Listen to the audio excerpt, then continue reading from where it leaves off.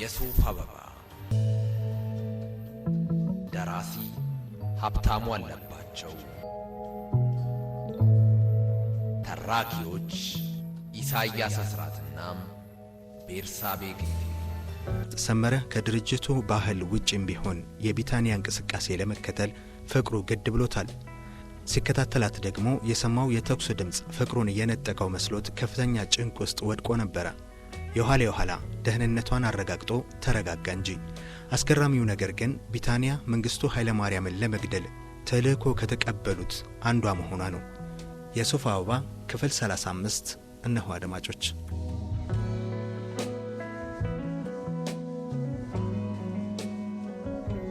ሙሴ ባልዲ ሲናገር ከወይዘሮ ማስተዋል ይልቅ ቆቆኝ ጆሮዬን የቀሰርኩት እኔ ነበርኩ። ወዲያው ነው ወደ አእምሮዬ የመጣልኝ የሻለቃ መንግስቱ የሚያዝያ ወር ንግግር ነው። የኢትዮጵያ ብሔራዊ ዲሞክራሲያዊ አብዮት መለስተኛ ፕሮግራም ብሩክታይት ደግማ ያነበበችው ጊዜ ቃል በቃል ሰምቼዋለሁ። አንቀጽ 13 ይመስለኛል። ቦዘኔው ክፍል በአብዮቱ ተጠቃሚ የሚሆንበትና መልሶም አብዮቱን የሚጠቅምበት ሁኔታ እንዲመቻች ይደረጋል። የነገሩ መነሻ ዋነኛ ጭብጥ የካርል ማርክስ የመገለል ህልዮት ወይንም ዘ ቲዮሪ ኦፍ አሊኔሽን ነው። በማርክስ እምነት የህብረተሰብ እድገት ታሪክ ከጥንታዊ የጋርዮሽ ስርዓት በኋላ ስር ነቀል ለውጥ አሳይቷል። የግል ሀብት ባለቤቶችና ሀብት አልባ ድሆች የሚፈጥሩት አዲስ ክስተት ሆኗል። ሰው የተፈጠረው ለሥራ ሆኖ ሳለ ጥቂቶች ብዙዎችን ከሥራ ሂደት እየገፉ ያገለሉበት ታሪክ ነው። ይህ በካፒታሊዝም ከፍተኛ ደረጃ ይደርስና ሥራ አጥ ሰራዊት ይፈለፈላል። ችግሩን የሚፈታው ሶሻሊስት አብዮት ነው ሲል ይከራከራል። ደርግና ሜሶን ይህንን ችግር በዚህ ፕሮግራም መፍታታቸው ነው ሻለቃ መንግስቱ ሐሳቡን ከኃይሌ ፊዳ ወስዶት መሆን አለበት። ነገር መጣ አልኩ ለራሴ በውስጣዊ ስጋት ከመጠን በላይ ተውጬ። ሌላም ምክንያት አለኝ። ፋሺዝም በኢጣሊያና ናዚዝም በጀርመን ወደ ስልጣን የመጡበት በዲሞክራሲያዊ ምርጫ ነው። ለድላቸው ትልቁን አስተዋጽኦ ያደረገላቸው ይህ ደርግ ቦዘኔ ያለው የህብረተሰብ ክፍል ነው። የካፒታሊዝም የተንሸዋረረ እድገት በሁለቱም ሀገሮች ቦዘኔውን እንደ አረም አባስቶት ነበር። ሂትለርና ሞሶሎኒ ሕይወቱን ሊለውጡለት ቃል ገቡለት። ከልብ ደገፋቸው ብቻ ሳይሆን ከፊት ለፊት ሆኖ ተዋደቀላቸው። በዚህ ቀመር ስንሄድ የደርግ ፕሮግራም ቦታው የት ነው? ከካርል ማርክስ ይልቅ ለፋሺዝም በእጅጉ የተጠጋ ነው። በሌላ የሥራ ፈጠራ መስክ ሊፈታ ይገባ የነበረው ችግራቸው ጠመንጃ ይዘው ምንዳ እንዲያገኙ ተደርጎ ሊፈታ እየተሞከረ ነው። ኢላማው ያለ ጥርጥር ኢህአፓ ነው። ይህ ነበር ስጋት የለቀቀብኝ። አይ ሙሴ፣ ይሄማ ምን ችግር አለው? አንተ ለቁም ነገር ብቃ እንጂ እኔ እናትህ ማለት ነኝ። አንድ አፍታ ብቅ ብዬ መስክሬልህ እመጣለሁ። ነገ ከቤተ ክርስቲያን እንደተመለስኩ መታስታውሰኝ አሉት ወይዘሮ ማስተዋል። ሙሴ ባልዲ በደስታ ጉልበታቸውን ሳመ። በ24 ዓመት ዕድሜው ገና ከልጅነቱ ጀምሮ በዱርዬነት ያሳለፈውን ውጣ ውረድ ይነግረን ጀመር።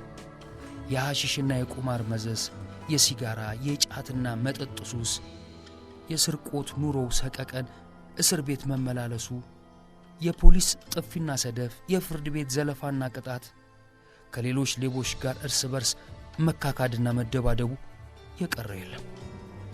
አንዳንዱ በሳቅ ፍርስ ያደርገናል። አሁን ዕድሜ ለመንግስቱ ኃይለ ማርያም አስተዋሽ አገኘን። ይችን ለዕለት ጉርሴ ካገኘው ማስተዋል ዱርዬነት ደና ሰንብት፣ ሁሉንም ክፉ ልማዶቼን ጠብር ግፍ አድርጌ ትቼ በትዳር መኖር። ሙሴ እያወራ የኔ ጭንቅላት ግን አሁንም በደርግና በሜሶን አደገኛ ፕሮጀክት ትንተና ላይ ነው።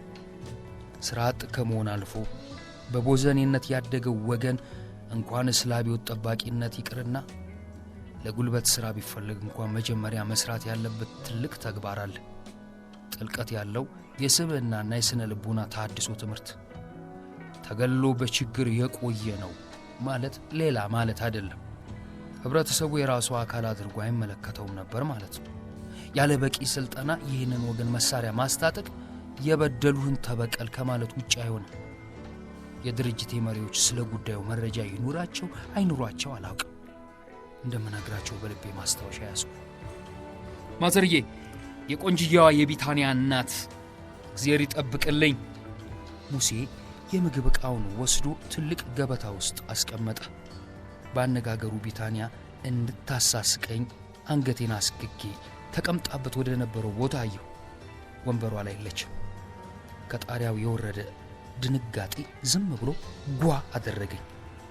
ብድግ ብዬ ወጥቼ ወደ ቢታንያ መኖሪያ ክፍል ሄድኩ። በሩ ገርበብ ብሏል። ከፍቼው ገባሁ። ደብዛዋ የለም። ሽቶ ነገር ያውደኛል። ለብሳ የነበረውን የእረፍት ልብስ ቀይራ አልጋው ላይ ትተዋለች። ያን መዘዘኛ ትልቅ ቢጫ ቦርሳ ባይኔ ፈለግኩት። በዘወትር ቦታው ላይ የለም። ተመልሼ ስወጣ ሚካኤል ወደ እኔ እየመጣ በሩ ላይ ተገጣጠመን። ቤት የት ሄደች? እሱ ጥፋተኛ እንደሆነ ሁሉ አፈጠጥኩበት። ሰመረ ከጠየቀ ቀጨኔ አካባቢ ሄጃለሁ በለው ብላኛለች። ቀጨኔ? ለዓመታት አሳምሬ የማውቀው ቦታ ከአእምሮዬ መዝገብ ሊሰወርብኝ ፈለገ። ወደ ጋራዥ ከነፍኩ። ላንድሮቨሯን አስነስቼ ስወጣ የመኪናው ውስጥ ሰዓት 12:10 ይላል። ቀጨኔ ሰፊ ነው። የት ብዬ እንደምፈልጋት አላውቅም። በደመ ነፍስ እንዲሁ ወጥቼ አስፋልቱን ያስኩ። የኑረዲንን ዳቦ ቤት ሳልፍ ደጀኔ ከተቃራኒው አቅጣጫ በሞተር ብስክሌት አልፎኝ ሄደ። ግድያ ካለ እሱ እዚህ የተገኘበት ምክንያት አልገባ አለኝ። ነገር ግን የገዳይ ቡድኖችን አደረጃጀት በደንብ አላወቅኩ። የማወቅ ፍላጎቱም የለኝ። ንጭ አልኩ። ወይኔ ፍቅረኛዬን የሳት ራት አደረጉብኝ። ፍጥነቴን ጨመርኩ። ቀጨኔ ደርሼ ቢታንያን በእውነት ተአምር ባገኛት እንኳን ምን እንደማደርጋት አላውቅም። ጣልቃ ገብቼ ከተልእኮ ባስወጣት ቀጥታ አንጃነት ይሆንብኛል። አይቼ እንዳላየው ዝም ብል ደግሞ ልትሞትብኝ ነው። አስክሬን ፍለጋ የሚሄድ ሆኖ ተሰማኝ። የድርጅት አድብቶ መግደል ብዬ የሰየምኩት ጥቃት ጭንቀት የለቀቀባትን አዲስ አበባ እያቆራረጡ ቀጨኔ ደረስኩ። ያልገባሁበት፣ ያልወጣሁበት፣ ያልተሽከረከርኩበት ውስጣ ውስጥ የለም። ሳስበው ቢታንያ የሄደችበትን ቦታ በትክክል ትነግረኛለች ብዬ ማሰቤ ማሞ ቂሎ እንደሆንኩ አይነት ሆኖ ተሰማኝ። ቀጨኔን ለቅቄ ወደ 6 ኪሎ ስነዳ በደንብ መሽቶ የመንገድ መብራቶች በርተዋል። አልፎኝ የሚሄደውን መኪና ሁሉ ቢታንያን የጫነ እስኪመስለኝ ድረስ አይኖቼ ይንከራተታሉ። ዛሬ ቀፎኛል። ፍቅሬ በሰላም የምትመለስ አይመስለኝም አልኩ ድምፅ አውጥቼ። አቅሌን ከመሳት የተነሳ መንገድ የምዘጋባቸው ተሽከርካሪዎች ጥሩምባቸውን ያስጩብኛል። የካቲት 12 ሆስፒታል ጀርባ ስደርስ በአስከሬን መውጫው በኩል ለቅሶ ላይ ያሉ ሰዎች ታዩኝ። ወደ 4 ኪሎ ታጠፍኩ። ቢታንያ ዘሯ የለም። ስናውዝ አምሽቼ ተስፋ ስቆርጥ ወደ መሳለሚያ አመራሁ። ጋራዥ ገብቼ 1 ደቂቃ እንኳን አልቆየሁ። እየተንደረደርኩ ቀዩን በር ከፍቼው ገባሁ። የቢታንያ ቤት መብራቱ በርቶ በሩ መለስ ብሏል። ቤቲ ወዴ፣ ቤቲ ፍቅሬ አለች ማለት ነው፣ አለች ማለት ነው። እግሮቼ እስርስር ሊሉብኝ ፈለጉ። በሩን ከፍቼው ስገባ የመጀመሪያው ክፍል አልጋ ላይ ጋደም ብላ አገኘኋት። ቆሜ ሳፈጥባት በቅልጥፍና ብድግ አለች። ሰሙ ይሁዴ፣ እንዳትቆጣኝ ናልሳም፣ ዛሬ ፍቅር ሌሊት ነው ብላኝ እጄን እየጎተተች ወደ አልጋው ወሰደች። የመግቢያ ኮዴን ለዘበኛው ነግሬው ገባሁ። የቪላ ቤቱ የፊት ለፊት በር ሁሌም ዝግ ነው። በጀርባ በኩል ሲሄድ ድምፅ ተሰማኝ። ዘርኡና ክፍሉ ታደሰ በበረንዳው ደብዘዝ ያለ የአምፖል መብራት ይታዩኛል። ዘርኡ ጠረጴዛ ተደግፎ ቆሟል። ክፍሉ ደግሞ ዱካ ላይ ቁጭ ብሎ ሲጋራ ያጤሳል። ዘርኡ ድምፁን ዝቅ አድርጎ በስሜት የሚያወራው ነገር አለ። ሞቅ ባለ ሰላምታ ተቀብለውኝ ከዘርኡ አጠገብ ባገኘሁት ታጣፊ የእንጨት ወንበር ላይ ተቀመጥኩ። አላምራው፣ ስለ ሻለቃ መንግስቱ የሰማነውን እያወራሁት ነበር አለኝ። ዘርኡ ሳቁን እየታገለ ምን አዲስ ነገር አለ እንዴ? ሕክምና ላይ ያለ ሕይወቱ አለፈ የሚለኝ መስሎኝ አይኑን አየሁት። መንግስቱ ደርግ ስብሰባ ላይ መቼም ተራራን ታግሎ የሚገፋ የጀግና ሆኖ ነው የሚያወራላቸው። የቆሰለ ዕለት ከመኪና ሲወርድ ያዩት ሰዎች ግን አፈሩ። የመኪናውን በር ሲከፍቱለት እንደ ጨርቅ ጥፍጥፍ ብሎ ወንበር ስር አገኙት። ሽጉጥ አልያዘ ምን አልያዘ። ሽጉጡ የወደቀበትን ቦታ ፈልገው ሾፌሩ እግር ስር ነው ያገኙት እና ፊቱ በፍርሃትና በድንጋጤ አመድ ወርሶት ደግፎ ሲያወርዱት ሞቻለሁ አልሞትኩም እያለ ይጠይቃቸው ነበር አሉኝ።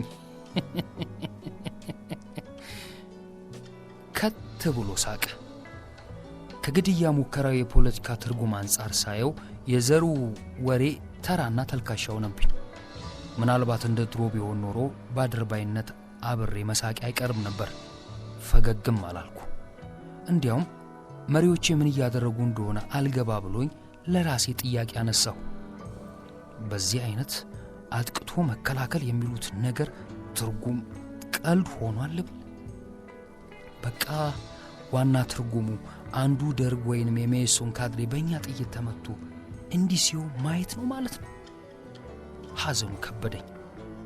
የድርጅታችን የአስተሳሰብ ደረጃ ዘቅጦ ታየኝ። ሁኔታ ያስታወሰኝ ደራሲ ጄምስ ዊሊያምን ነው። እሱ እንደሚለው በጣም ብዙ ሰዎች ጭንቅላታችንን አሰራ ነው የሚሉት ለሌሎች ሰዎች ያላቸውን የውስጥ ጥላቻ ሲያብሰለስሉ ነው። አዎ በነዘሩ አመራር የኢህአፓ የጥላቻና የበቀል ተቋም ሆነ። ውስጤ ጋየ። ቢታንያ በአይነ ህሊና የታየች በንጹሕ ህሊና ለድርጅቷ ደፋ ቀና የምትለው ነገር ግን ከተፈጥሮ የህልውና ምንጯ ፈንግጣ ያመፀችው የሱፍ አበባ ሕያው ተምሳሌት ብቻ እንኳን አልሞተችብኝ። ሐቁን አንድ በአንድ ዝርዝር አድርጌ እነግራታለሁ። መሪዎቻችን በትክክል የፎኮይዝምን መንገድ ተከትለው በድርጅቱ ላይ ምድር ተገረፊ መቅሰፍት እየጠሩ መሆኑን አሳምናታለሁ። ከመሪዎቼ ጋር አብሬ መቆየት ይቅርና መገናኘታችንም ራሱ ሊያስጠላኝ ተፈታተነኝ። የዛሬን ገቢ ልሰጥ ነው የመጣሁት አልኩት። ክፍሉን በድርጅት ስሙ ጠርቼ። አንድ ጠንካራ ጎን አላቸው። መኮፈስና መጀነን አልፈጠረባቸው። ብሩን ቆጥሬ ሰጥቼው ውልቅ አልኩ። መሳለሚያ እስከምደርስ ይህንኑ እያነሳው እየጣልኩ ነዳሁ። ኑረዲን ዳቦ ቤት ስደርስ ከዳቦ ቤቱ ፊት ለፊት ሸራማክ የወታደር መኪና ቆሟል። የጉልበት ሠራተኞች ይሯሯጣሉ። በኩንታል የታሰረ ፉርኖ ዱቄት ከዳቦ ቤቱ እያወጡ መኪናው ላይ ጭናሉ። ከማክ መኪናው ጀርባ ትንሽ አለፍ ብሎ ያለው ቦታ ጨለማ ነው። የመንገድ መብራቱ ተበላሽቷል። ግርግሩን ሳይ እዛው ቆምኩ። ይሄ ረብሻ የተለመደ ቦታ። ቀበቶ የሌለው ወታደራዊ ቱታ የለበሰ ጎልማሳ በሰዎች ተከቧል። መለዮ ስላልደፋ የጭንቅላቱ በረሃ ይታየኛል። በግራ እጁ የሆነች ሴትን ቀኝ እጅ ግጥም አድርጎ ይዟል። በረዥም ቁመናው ስለከለላት ሴቷ በደንብ አትታየኝም። የዳቦ ቤቱ ባለቤትና ሌሎች ሠራተኞቻቸው አብረዋሉ። ከሁኔታቸው ሽምግልና ያዙ ይመስላል። ጆሮቼን ወደዛው ቀሰርኩ። በምንም ተአምር አለቃትም። የመንግሥት ንብረት ሳታስረክብ ጠፍታ ባለዕዳ አድርጋኛለች። ወንጀለኛ ናት ይጮኻል። በሕግ አምላክ የትም አላውቅህም፣ ልቀቀኝ። እጇ የያዘው ሴት ትመልሳለች። ዝም ብሎ ቅፍፍ አለኝ። የሴቷን ድምፅ የማውቀው መሰለኝ። ከመኪና ወርጄ ወደ ግርግሩ ትንሽ ጠጋ አልኩ። ግምቴ ትክክል ነው። ሸዋዬ ዳቦ ልትገዛ መታ እያለች ተይዛለች። ወደ ማክ መኪናው አየሁ። ሾፌሩ በጸጥታ ተቀምጦ እንደ ማንኛውም ሰው ትርኢቱን ይመለከታል። የሸዋዬን እጅ የያዘው ወታደር ጤነኛ አይመስልም። ሳይጠጣ አልቀረም። ምን ማድረግ እንዳለብኝ ሳብሰለስል ከዳቦ ቤቱ በር በግራ በኩል ከነበረ ደብዘዝ ያለ ቦታ አንድ ሰው ወደ እኔ ሲመጣ ታየኝ። ትኩር ብዬ ሳየው በአካሉ ቅርጽ አወቅኩት። ደጀኔ ነው። ወዲያውኑ ደህንነት ተሰማኝ። አላምር የመኪናን የጀርባ በር ከፍተቶ ሹክ ብሎኝ ተመለሰ። ምን ማድረግ እንደፈለገ አላውቅም። ሄጄ ከፍቼ መሪ ወንበሬ ላይ ቁጭ አልኩ። ደጀኔ በየት በኩል ሄዶ ወታደሩ እንደመታው አላየሁ። ወታደሩ መጋኛ እንደመታው ሰው በደረቱ ተዘረረ። የከበበው ሰው በርግጎ ቦታውን ሲለቅ ደግሞ ደጀኔና ሸዋዬ የት እንደተሰወሩ አላየሁ። ከጀርባዬ ድምፅ ሲሰማኝ ብቻ ነው ዞር ያልኩት። በሰላም ደርሰው ተሳፍሯል። መኪናዋን አዞሬ ወደ መናኸሪያ አቅጣጫ ተፈተለኩ።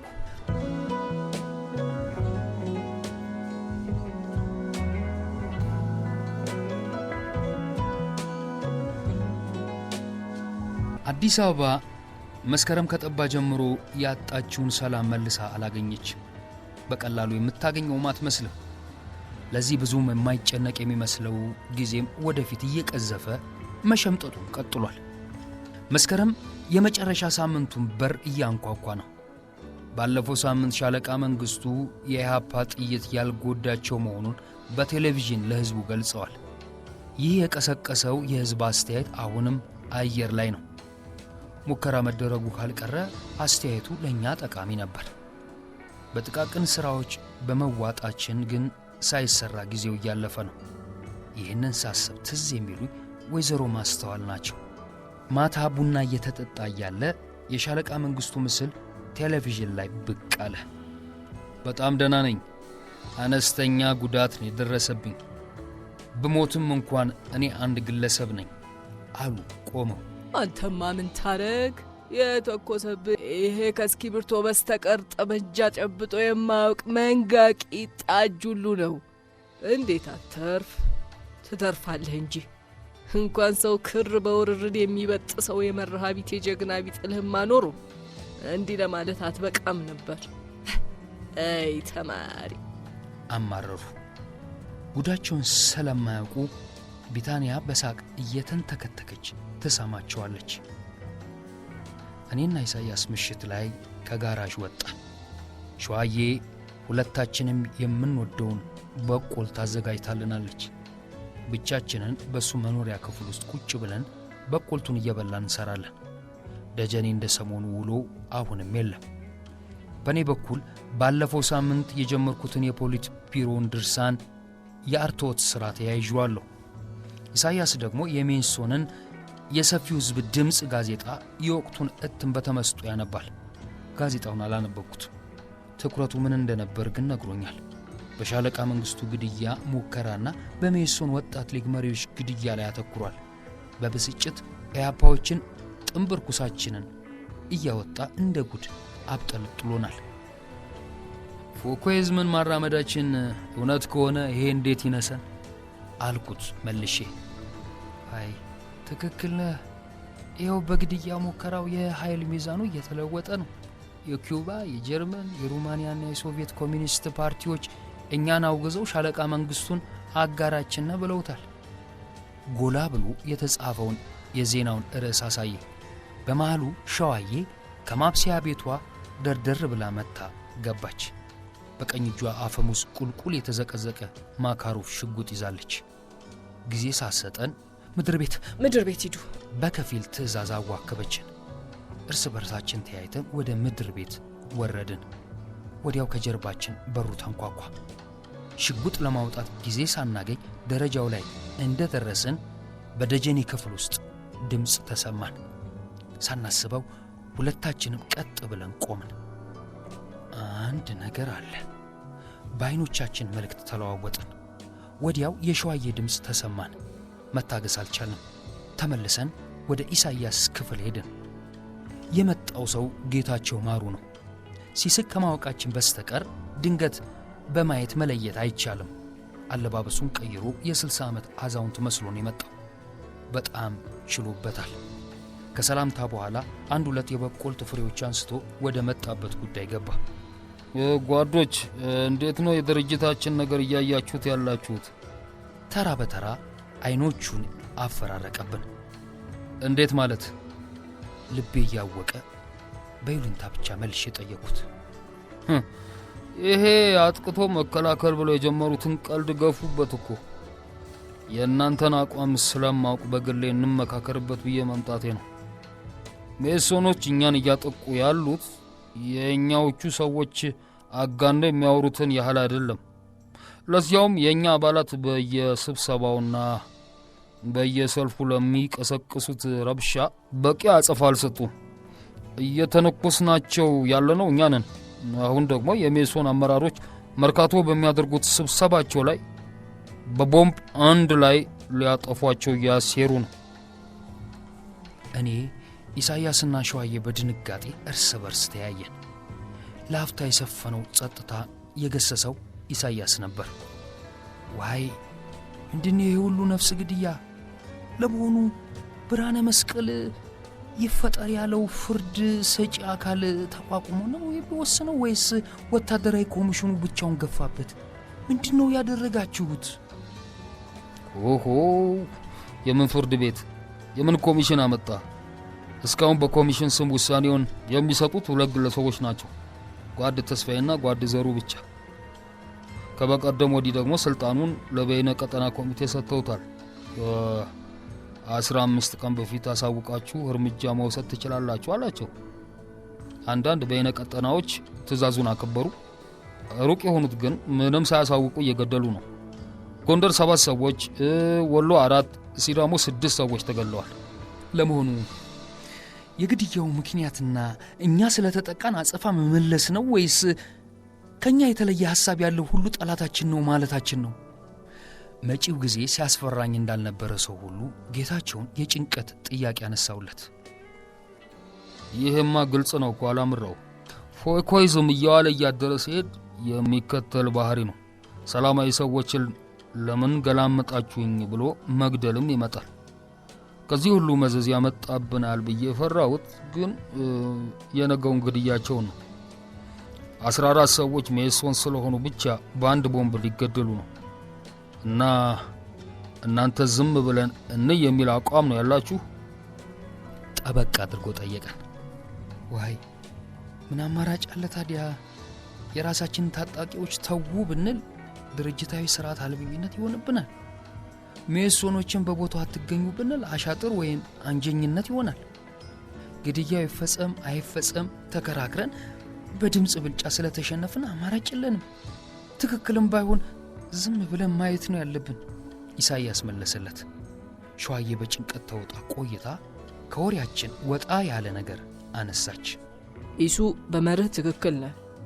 ነገር ግን ግድያው በሚያመጣው ውጤት የማንጠቀም ከሆነ ለምን አንድ ነገር አናደርግም?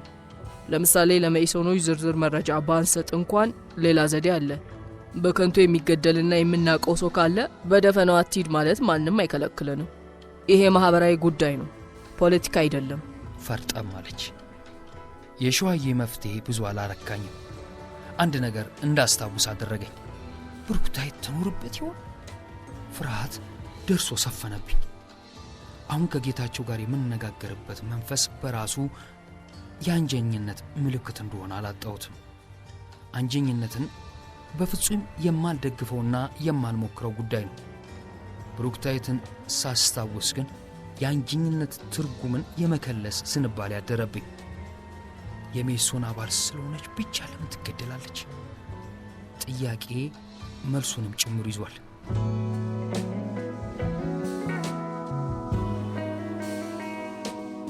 የሶፋ አበባ ክፍል 35 ነበር ስታደምጡ የነበረው። ቀጣዩን የትረካ ክፍል በነገው ዕለት ይዘን እንቀርባለን።